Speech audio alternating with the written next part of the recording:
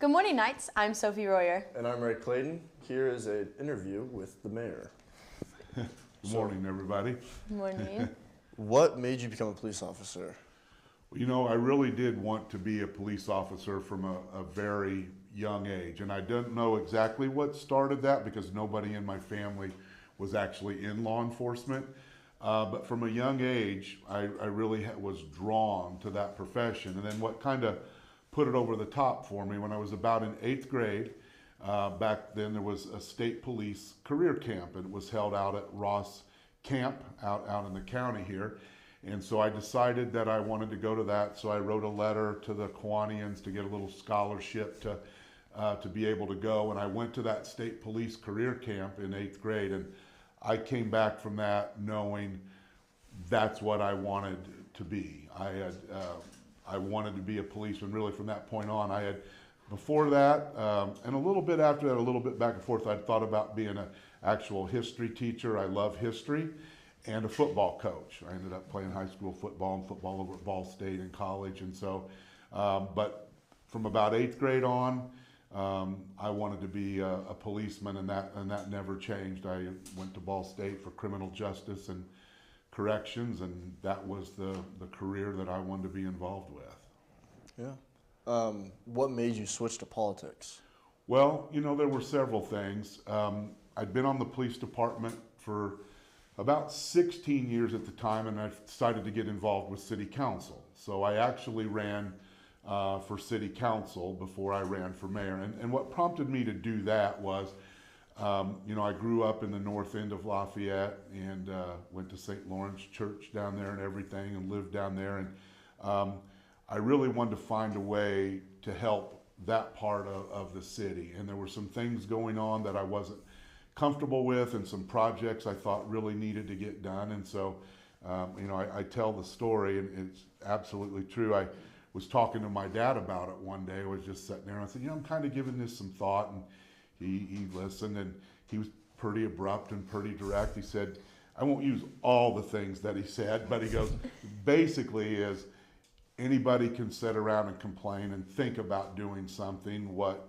communities and the country needs, it needs people that are willing to actually do it. If you think it needs done, you should run. So I decided to run for city council to work on some of those issues. I was able to help form the St. Lawrence McAllister neighborhood, the Monon Neighborhood Association, the Vinton Neighborhood Association. So we got 3 neighborhood associations going, got some projects done that were important to me. And during that time, because I didn't ever grow up thinking that I would be involved in politics, that I would run for public office. I just thought I would be a policeman my whole career, and I guess I didn't think much past that, you know, at the time.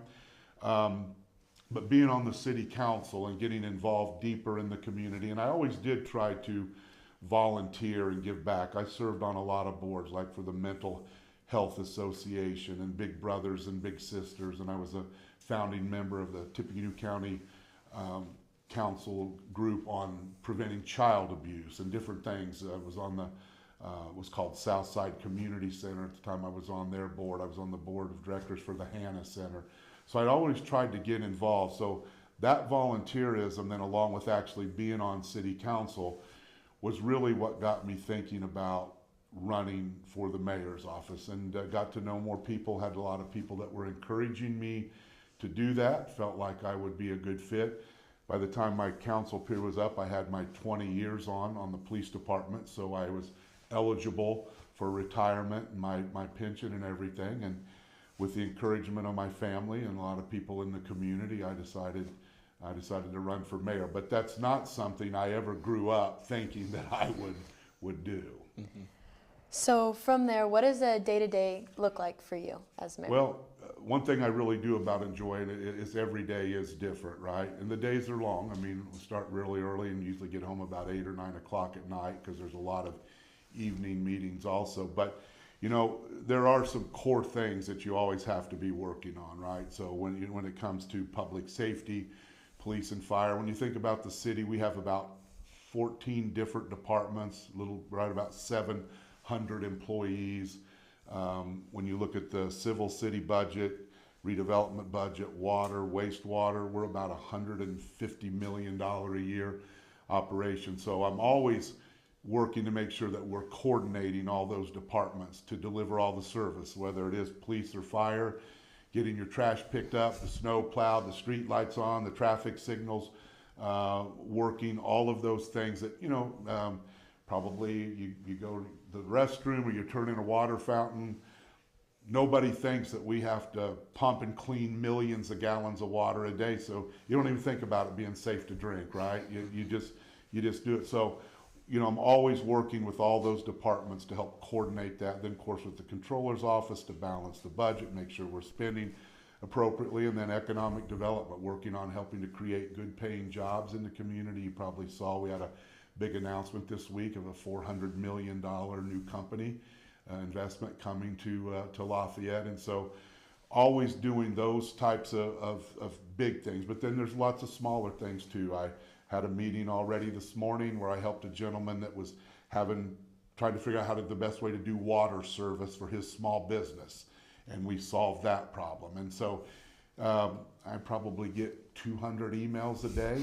So we have to go through emails and phone calls. And so you're always doing, we're working on our next parks projects and how we're going to fund those and what we're going to do. So it's always, how are we moving the city forward? How are we helping people improve their quality of life? We look at those big buckets, right? Economic development, quality of life, parks and recreation, then being fiscally responsible, with our taxpayers' tax dollars, and how do we stretch those, and how are we planning to make sure we can continue to move ahead in the future. So following up with that, what do you like the most about local politics compared to the national level? Well, that's an easy question for me. I'm a Lafayette guy, and this is the only place I've ever wanted to be. Right? I've had people ask me about running for different offices at the state and national level, and I've always said no. I'm just not interested because, and I think they always thought maybe I was just hedging a little bit and someday would do it. But back then I didn't want to miss my kids' activities. I had two daughters graduate from Central Catholic and didn't want to miss those things. And so from a family standpoint, that was most important to me, to be here, to be close, to be able to participate in those activities. But what I love about local politics is you really are close to the people, right? You're not just sitting in a big chamber kind of debating policy and things like that. I can help people every day, right? Help create jobs, help people get their trash picked up, help them solve a problem like I did for that gentleman this morning. That was a big deal to him to get that worked out, right? I see people every day at the gas station, the restaurants, in the grocery stores. My wife doesn't send me to the grocery store anymore because it takes me 2 hours to get home because I get stopped a lot. But I get to be with the people, right? And people help run the city. So most people don't think about this on a daily basis, but at City Hall every day, there's only 2 elected officials, myself and the city clerk. That's it. We're not top-heavy government, right? So we working with citizens like on the Board of Works, the Redevelopment Commission, the Redevelopment Authority, the Parking Commission, the Traffic Commission, the Board of Zoning Appeals, the Police Merit Board, the Fire Merit Board. Those are all citizens that are volunteering their time to make decisions and sit on those boards and approve things that we present and work through them with us. So it really is government for the people and by the people, and I really, really enjoy that. And we can get things done. We can get roads built. We can get new baseball stadiums built and parks renovated and different things like that. We're putting in $81 million of new infrastructure right now to the southeast and southwest side of Lafayette that'll open up about 1,000 acres right away for development and 4,000 acres over time. And we're able to do that internally and get that done working with our local builders and our local developers and our local realtors and those types of things. And so I enjoy the ability to get things done. I don't know if you can pick it up when I'm talking, but I'm a hard charger and I like to get things done, and I don't like to get bogged down in red tape and stuff. I like to get things done, for the community that we need to get done. So I enjoy that ability, and I enjoy that it's local, and I can come do things like this too, right? I mean, these things matter. In my mind, these things matter. You guys are the next generation. I'm 64 years old. You know, you're the next generation that's going to be taking over things, and things like this matter, and I want to be able to participate in these things too. So nationally, like national news, how does that affect things that happen here in Lafayette? Well, we are a global economy, right? We're a global world. The world is much smaller than it used to be because of the way we communicate, international supply chains, different things like that, international logistics. So world events do affect what happens in our community. It affects supply chains for our big employers and our small employers. It drives up the price of commodities, gasoline. It drives up material costs, or it maybe can lower material costs. I mean, what happens on the world stage does have an effect, particularly on our local economy. You know, we're very blessed here in Greater Lafayette to have a thriving economy with all the good things that are happening at Purdue University and the Purdue Research Park in West Lafayette. And then in Lafayette, you know, we have expansions at Caterpillar, GE Aviation, Subaru, Toyota to show, Wabash. When you think about how many companies that we have here that do business around the world, it's quite remarkable for a community our size. So global event, even weather, you know, global events, and even weather that happens in the United States shuts off supply chains that affect things here. So the world is global, economics are global, and so things that happen around the world absolutely affect things here in Greater Lafayette. So from that, what is the biggest change you've seen in Lafayette since you've become mayor? Well, you know, it's technology and the way we continue to grow and the way advanced manufacturing continues to grow, and how we have to be a global player, right? We have to be involved in what is happening around the world. You know, I've traveled to China, I've traveled to Japan. We have people coming in here from all over the world, and that's really change, right?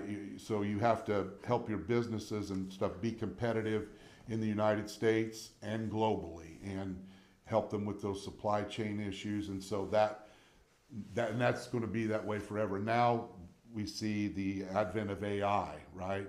AI, we're already using it at the City of Lafayette. Businesses are already using it. You know, the expansion at Caterpillar that they're doing right now, $720 million. A lot of that is for gensets to help power data and AI centers. So, you know, that's the next big thing on the horizon that we're seeing, the way that artificial intelligence affects our daily lives and how we can use it effectively. You know, we're doing things already that's making us more efficient and more effective in the way that we deliver services on a daily basis to the community. And so I think you're going to see that expand exponentially very quickly over the next few years. Then final question, what is the biggest thing you have changed since being mayor? What is the biggest thing I have changed? Well, I think, you know, we do a lot of things that we didn't have here before. If you look at the way we've upgraded our parks and recreation, if you look at our downtown, we had a groundbreaking yesterday for a new $55 million building downtown. And if you look back over the last 20 years, we've built 9 new buildings. And if you go downtown and you look at all the buildings we've helped build and you take them away, that's a really different downtown than we had 20 years ago than what we have now. We have a nice, vibrant downtown. So we've worked very hard on that. We've worked very hard on infrastructure. Over 20 years, people kind of forget.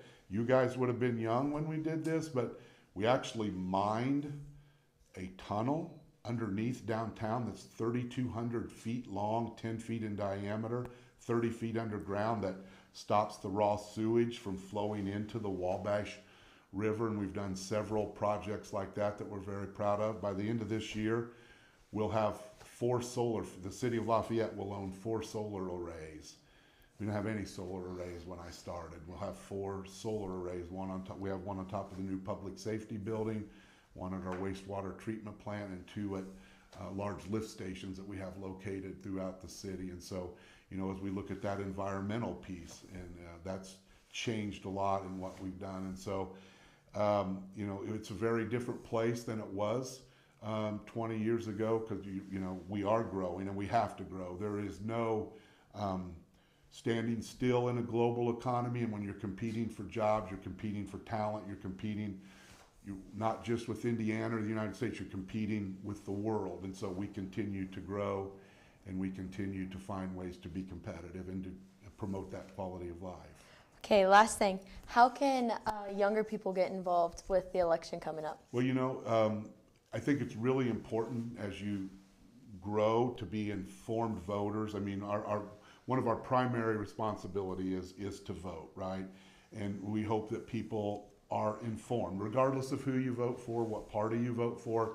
We need people to be informed voters, and I think that's incredibly important.